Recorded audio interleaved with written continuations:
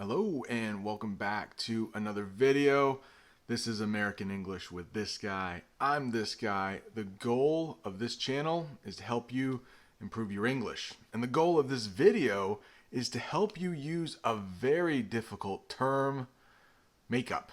And as you can see, I am inside. I just turned the light on, but it's nice out. It's just a little too windy, I think. So I thought, why don't I film this one inside?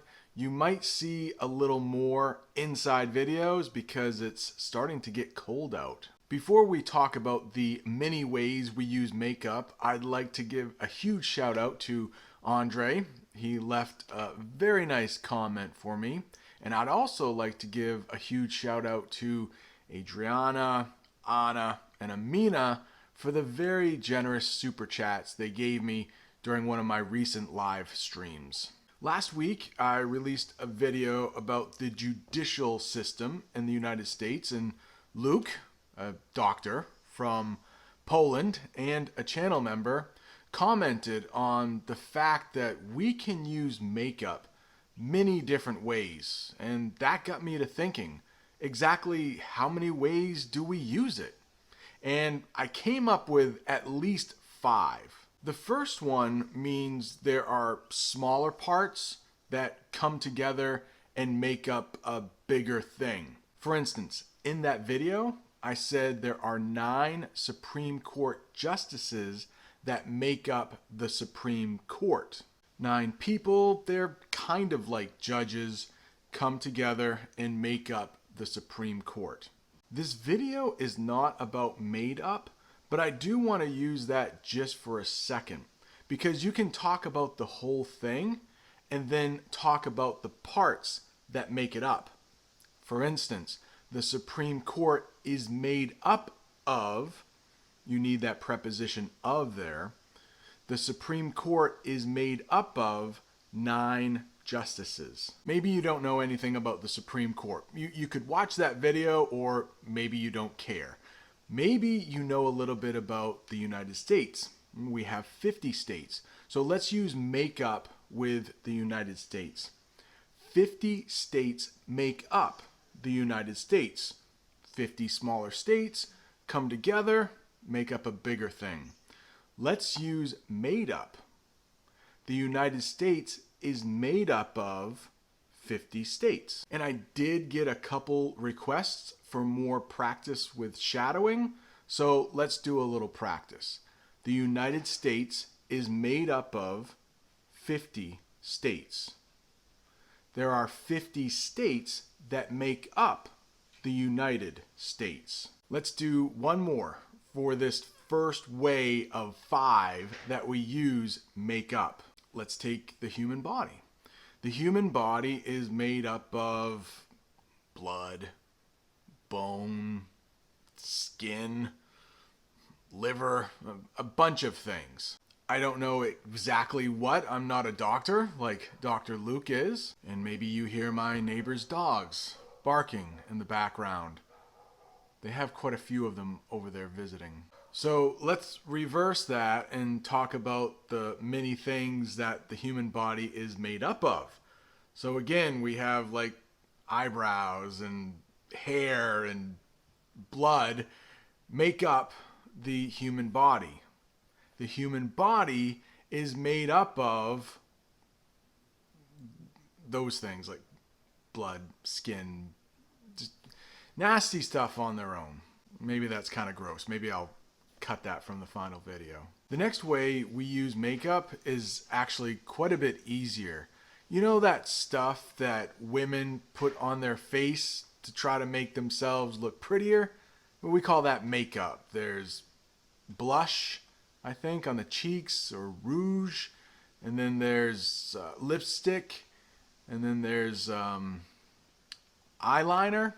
Yeah, I don't know. I know Ivana in Poland, I know she has asked that Jamie do a makeup video kind of soon, and I think once our school starts and we get into a routine, I think she will make that makeup video soon, because I certainly don't know a lot about it. And as we've said in a live chat, many of us feel that some women, or most women, you don't even need the makeup. You look good enough without it. But makeup, stuff women put on their face to make them look more beautiful, even though they don't need it. The next way we use makeup, it's not that bad. You have an argument with a friend, and maybe you aren't getting along, but then one of you asks the other one, hey, let's make up. Let's be friends again. So this can happen with friends, or maybe a couple. Maybe a husband and a wife, or a boyfriend and a girlfriend. They have a little argument. Sometimes a little argument is called a spat. And then they want to get back together again. They can make up. And sometimes we even use the term kiss and make up. And this next one could be one way to use it, or maybe two. But both of them have to do with something you lose. It could be work, it could be time, but then you try to get it back. We'll sometimes say you make it up.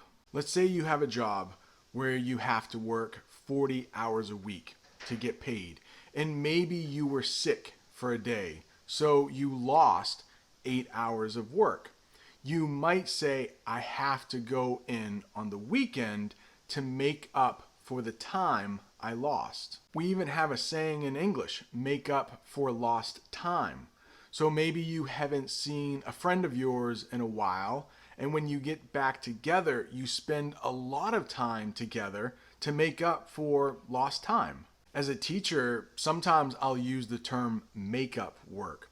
So if one of my students misses a day or two, they might miss an assignment or two. They will have to do make-up work to get their grade to come up. Sometimes this happens on airplanes when the flight is delayed or it's a little late. The pilot sometimes says, we will make the time up in the sky. So I guess they can speed a little bit to make up for lost time. If the pilot does that, you can still arrive at your destination on time. Makeup can also be used like to invent. So you could say, I need to make up a song. I need to make up a story. Sometimes when you make up a story, it's a lie. Little kids are often guilty of this. They will often make up stories to try to impress their parents. Some children will make up an invisible friend to play with if they're lonely. When children are playing these kind of fantasy games, you might also hear the term make-believe. And the last one, make up. You might hear make up a bed. So if somebody has a guest coming over and they want to get the bed ready, you could say, oh wait, I just have to make up the bed before you go to sleep. Maybe put some sheets on it, clean sheets, things like that. I hope you enjoyed this video. If you hate English, I can see why. Like 5, 6, 7 ways we use make-believe. It's really not fair. If you want to still learn some more English, check out those playlists. Thank you for watching. See you next time.